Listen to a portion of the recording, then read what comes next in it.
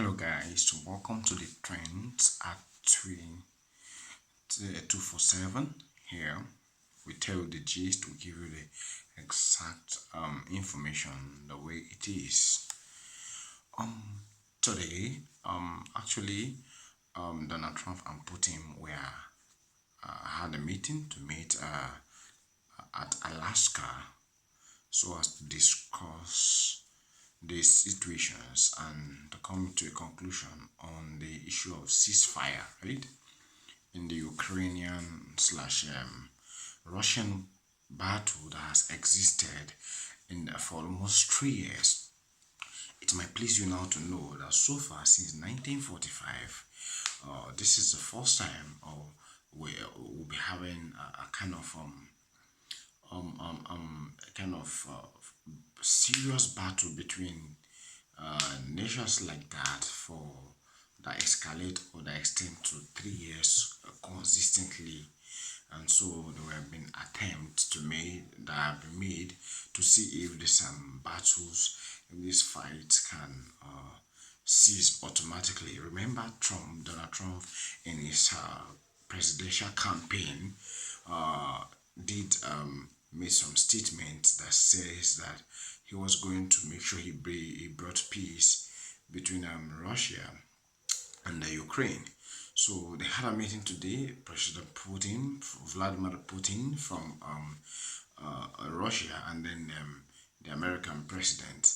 But the take homes, in fact, because much was so expected from this meeting, Hillary Clinton had to say that if Donald Trump, as at today, was able to bridge this peace gap, if he was able to resolve or come to a conclusion or a deal, that she will personally nominate him for a Nobel Prize. All right. So, but at the end of the meeting, it was shocking to find out why Vladimir Putin insisted that okay, they have come to a deal, or he feels that they were fine with the agreement.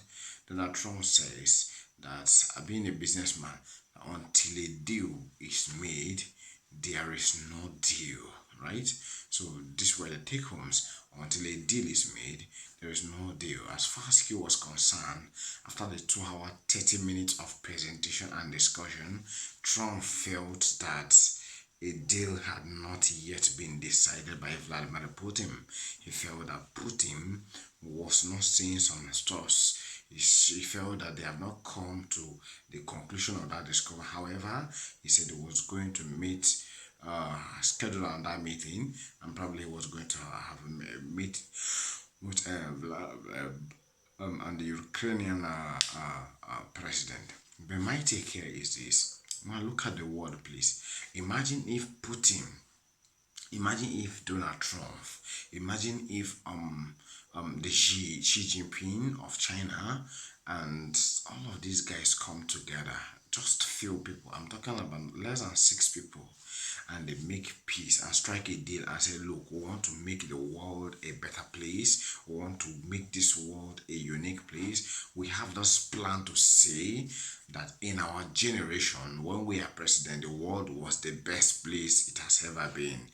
Like, instead of competing among themselves, who is the world power, who is leading who, and who is not controlling who, they all come together and say, let's make the peace in the world. We are the one, we are the children who will make the world a better place. And they begin to bring a kind of serious peace, development for humanity, growth, that it will be said that so generation, the leaders, the global leaders in a particular generation did better than either had the previous generations or generations to come. Why can't they set a peaceful record in developing humanity? That's my take. That look, there are less than 6 people.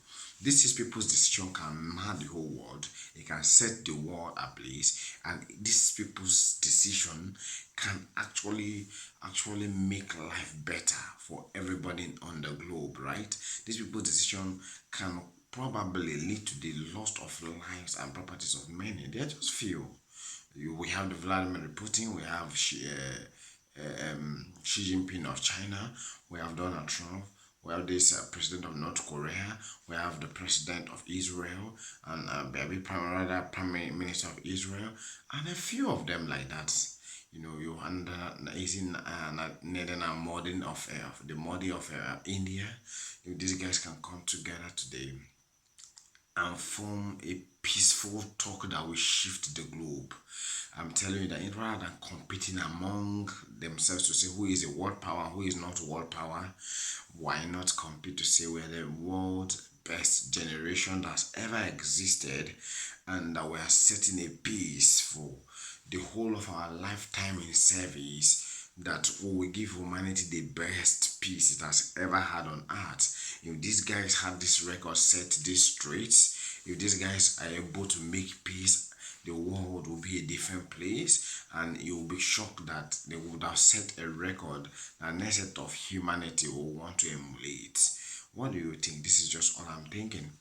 But we don't want this Ukrainian Russian war to continue, because while these few people, because of the why will it be because of the ego of a few persons, because of the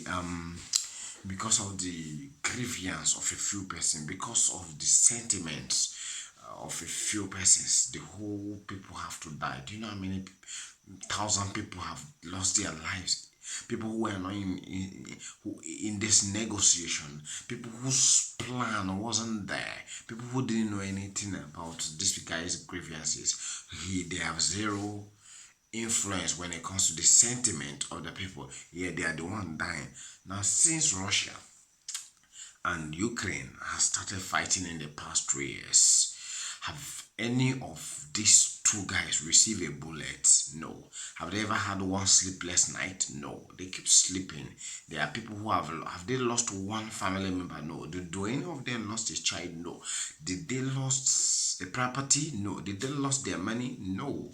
So there are others who are suffering from the decision of the ego of a few people, where a few persons, just two persons, decide to say, we don't make peace, and over 200,000 people are dying. Can you imagine?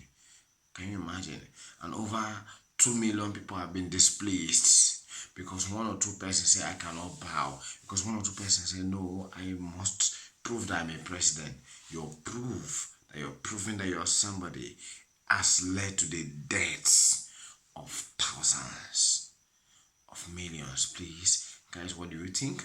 This is just my take about this, just to summarize it, so that it shouldn't be a very long or lengthy video. I decided to say, okay, let me come up with this, right?